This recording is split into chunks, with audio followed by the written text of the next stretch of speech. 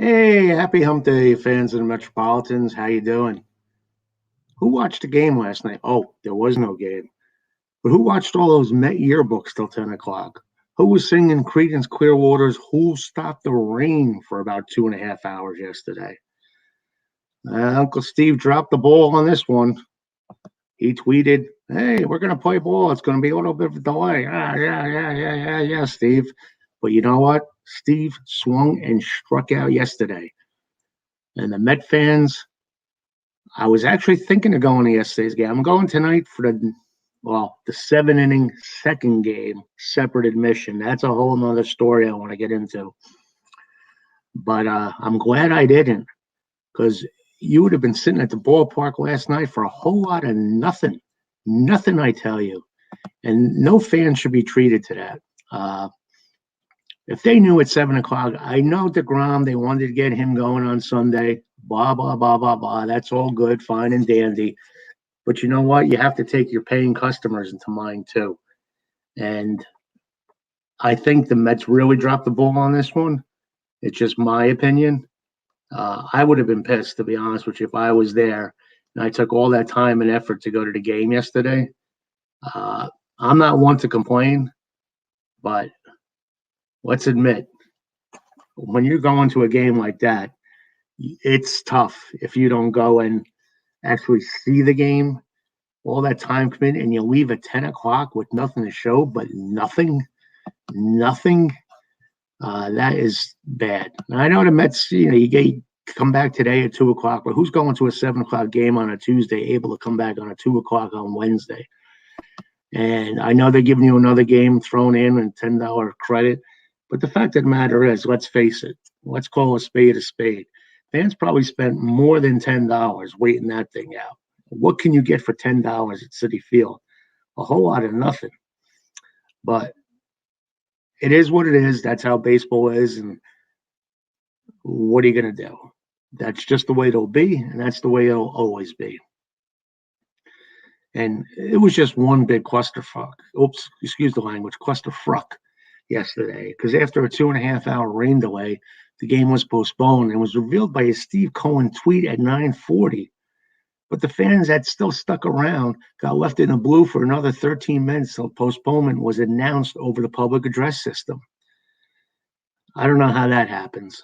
I guess you got to follow Twitter now to find out your latest news from the owner as opposed to the public address system at the Mets game. But again, that was another dropping of the ball there. And I feel bad. I really do. One thing I despise, anytime I'm going to a game and I see there's a chance of rain, I honestly have to decide whether or not I want to sit through that. It's not fun. I have season tickets and I get to go to like the Mike Piazza. I guess it's now the Mike Piazza Club or the upstairs little club there. But even still, that's packed and it's not. All you're doing is staying out of the rain. Like on a hot day, it's good there to cool off, and everybody else is in there. On cold days, everybody else is in there because you're freezing out there. So there are certain days where you just don't want to be out there. At least during the cold and hot days, they actually play the game. There's no delays, but rain delays could be a bitch. And where I live, I'm south of Citi Field. It was torrential. The winds, the rain. I could just imagine what it was like there. And I know on the scoreboard at Citi Field, they were mentioning severe weather, stay underneath the stands and everything. So you got to take the consideration of fans there. That's enough of my beef. I don't mean to rain on anybody's parade. But there is two today. Unfortunately, what sucks is I'm going to the second game. I have to leave while deGrom's pitching. I have to work. I work at home. And, I always have the TV on, sports, do this, do that. But it sucks. They could have just played a twilighter one game admission. It would have been fun for everybody. You're getting bang for your buck. So now you're getting clipped for 2 games at 7 innings a piece for each game. And that sucks. When you're paying top dollar with that, I could see if the game itself was something that had to be part of a one admission doubleheader, make it 7 innings. But come on. When you're playing a separate game in the afternoon at night, make it 9 innings. Give the fans who are going to the game their money's worth. I'm all for the 7-inning doubleheader when it's one paid admission, you want to play right through. But if you're going to have two different sets of fans coming, why should they suffer and get a 7-inning game? I don't complain about much, but that's one of my complaints. I mentioned I'm going to game 2, and it looks like it could be Robert Stock going for the Mets. Now, last time I saw Robert Stock pitch was at Citi Field. He was going against Jacob deGrom, and he actually wasn't that bad. They didn't get much length out of him that game. So it'll be interesting to see how he does in that game. Now, they replaced Corey Oswald. Stock replaced Corey Oswald, and when it rains, it pours. Pardon the pun, especially after yesterday. He was placed on the injured list with right knee inflammation after throwing 4 innings in the spot start Sunday against the Yankees. Since there's no game to talk about, we're just going to be touching on a wide variety of topics. And I just can't figure out why Francisco Lindor keeps bunting.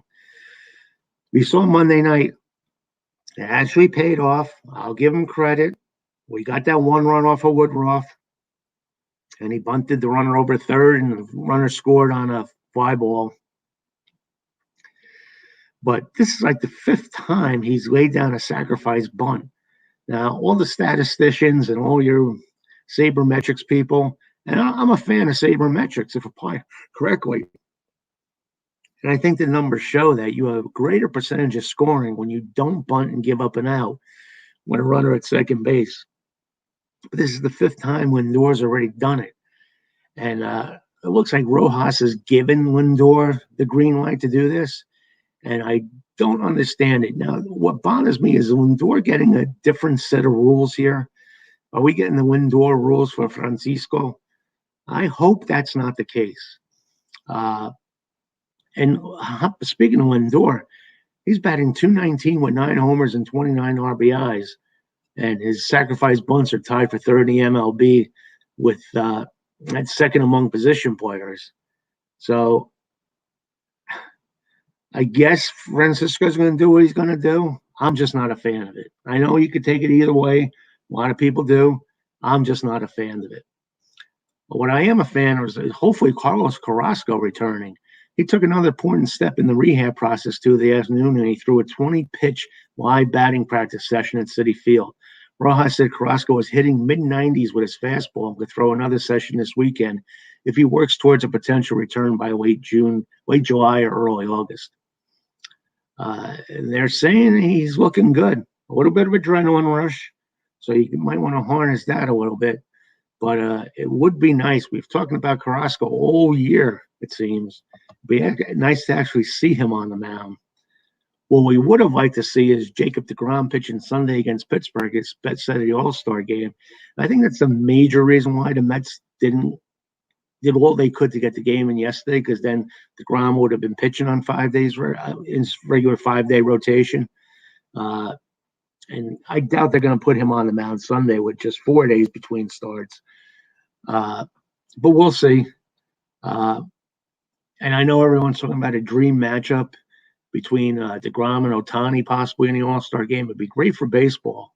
But you know what? The All-Star game's a joke. It used to be a pride thing back in the 60s and 70s when you didn't have interleague play and your best were playing against the best. You had Willie Mays sometimes playing center field for 9 innings. Now you're getting the second best tier playing the late innings against relief pitchers.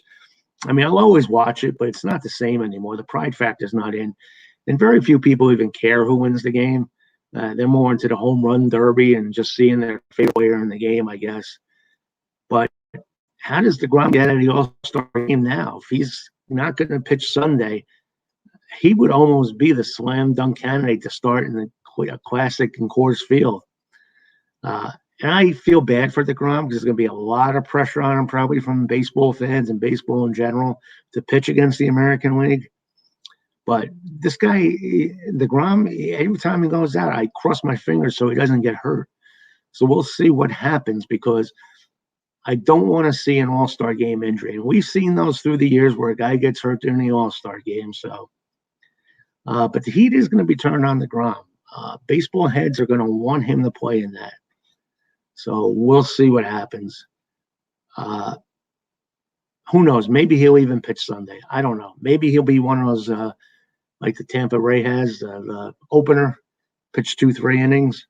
or maybe just come in relief. Wouldn't it be nice if deGrom, they had a lead and he comes in the 8th and 9th, throws senior smoke at him? I'd like to see that. Tom Seaver did it one year. So it'll be good. It'll be good to see. What's also good to see is, and may I talk about this young man? Yes, Trevor May. Trevor May is really coming back, and I'm so glad to see it. And he's been a big key to the Mets turnaround. His ERA on June 14th was 4.57, and now he's had 9 scoreless appearances, and that drops his ERA to 3.23. Now, the secret to his success seems to be the slider. He's always been a good fastball pitcher. He throws a heavy, heavy fastball. And when you're a relief pitcher, a lot of times you can get by with that one trick. You can be a one-trick pony. But if he's going to have an effective slider with that fastball, oh my. Because his fastball is basically a fly ball pitch or a strikeout pitch, but his slider has been wicked, wicked. And no one's gotten a hit off his slider since June 14th when Patrick Wisdom got a home run off of it. And he's been throwing it for strikes. And his changeup's been good, but it hasn't been as good as his fastball and his slider, that's for sure. I'll give you some numbers here. He's batted 179. The hitters have hit 179 against May's slider, compared to 239 against his fastball and 321 against his changeup.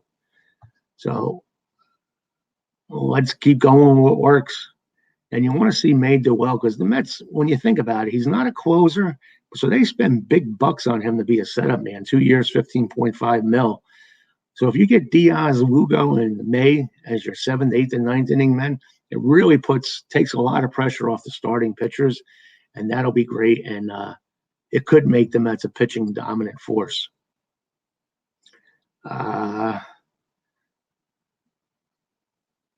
What else is going on? Oh, we're getting near the All-Star break. I think what we could do, if I have your permission, is talk about some things that we'll have to look forward to towards the second half of the year. Can the rotation pick it up? And the main concern is the top 3. It's going to be hard for all 3 to keep up the numbers they did the first half of the year. So you just want them to pitch well. And deGrom's the only one who got picked for the All-Star game, and that's a crime. Walker definitely should have been there, and Stroman should have been given some consideration. Walker's got a 2.44 ERA, Stroman 2.60, and they've remained mostly healthy, and they've gotten a few scares, including an IL stint for deGrom. So we need to keep those guys healthy and hopefully pitch the same. If we do that, I think we're winning it. We're winning the division. Now, the key is the rest of the rotation. Is Carlos Carrasco coming back? And Syndergaard could be that 5th man in September, but as long as I don't think you need to panic at the trade deadline, as long as we have a lead. If we have a 4 or 5 game lead at the trade deadline, I say we suck it up because Carrasco's coming back and Syndergaard, but you never know. If you can get something for basically nothing, another arm, they're going to do it. Like I said, Ronnie Mauricio's in the farm system, and he's not going anywhere, and I'm very high on him. But let's face it, Lindor's locked in. Lindor is locked in for the next decade. So you just want to make sure when you trade Mauricio that you're going to get something that's going to also pay dividends 5, 10 for 5, 10 years. Because unfortunately, without Lucchesi and Peterson, the Mets almost have to add an arm, but I don't think it has to be something where they have to sacrifice the future. And I'm a big fan of Tywar McGill. He's come up fast and furious. We weren't expecting him up there. But just watching him pitch, his ball is heavy. And when he doesn't have his stuff, he goes to his changeup. Now, that resulted in a lot of pitches the other day, granted. But I love Tywar McGill. I think he's got unlimited potential. His upside is great. Now, the Mets have been struggling, as we all know, scoring runs. But beginning of the year, we thought the offense was going to be one of the best in baseball, and it could very well be. The only guy we need back now is J.D. Davis. So if the offense gets clicking, once Conforto gets in a groove, because it looks like Dominic Smith and Pete Alonso are in a groove, once Dominic Smith gets in a groove, I think things are going to be rolling and rolling and rolling. Now, I think the key piece in this is Francisco Lindor. I'll admit, he's a bundle of energy. He's a positive influence on the team. But when you're batting .219 for the half of the year, and you have a 358 slugging percentage, that's not going to cut the mustard. That's Buddy Harrelson-like, and in this day, we can't afford to keep Buddy Harrelson. Actually, Buddy Harrelson's numbers were probably better than that. The only thing that Lindor has going for him is he can hit home runs. But we need Francisco to be that at least a 270, 280 hitter, minimum for the second half of the year. We do that, we're in good shape. And we're really in good shape if the NL East can continue like it is. Let's face it, they've been struggling, all these teams, and the law of averages says one of them's going to get hot. There were certain times of the year, like the Phillies beginning of the year, we thought they were going to be dangerous, and the Braves came on, then the Nationals, then the Marlins were actually leading the NL East in run differential for a while, and they probably have the best pitching staff. Flies under the radar, but they're kind of like the Brewers where they just don't hit. But the Marlins, if they don't compete for the title, they can make noise in that division. So it's going to be interesting to see what goes on there. And like I said, the bullpen's looking good. Edwin Diaz, May, Lugo, this is just what we want. And I think we'll be happy we did get Diaz this year because Jarred Kelenic has just not cut the mustard at all. And everyone was crying that, he would be the missing piece in New York for the future going forward. Well, it just hasn't happened, folks. And you never know. We can go right down the line. Remember F. Mart back in the 2000s?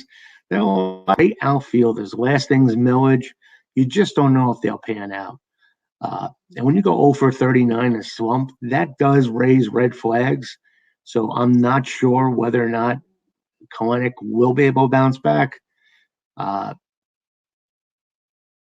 He's doing well in the minors again. He's batting 278 with a 589 slugging percentage for a 951 OPS. But he was kind of doing that before. And I think he'll pan out in the major leagues. Don't get me wrong. I'm just saying nothing's ever a guarantee. I'm not sure if they're going to bring him up the Mariners because, believe it or not, the Mariners are in the hunt. They're just 3.5 games behind the A's for an AL wildcard spot at 45 and 40. But who knows? Kelenic could even be that missing piece. But it'll be fun to watch. But I'm happy for Diaz this year. I think Cano is going to be cut loose. That's my honest opinion. Well, that's our daily report on the Mets. I hope you guys enjoyed it. If you do like this, please subscribe. This is YouTube channels now. It's going to be strictly Mets. We'll be doing a Met Daily Update, and we'll be doing a second one on Mets history on this date and run down all kind of great stuff on there, what's going on in the group.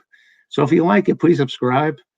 You can always email me at philstan41@gmail.com. Perhaps you want to see something. Maybe you want to be a guest on this YouTube cast. Let me know. I'd be so happy to hear from you.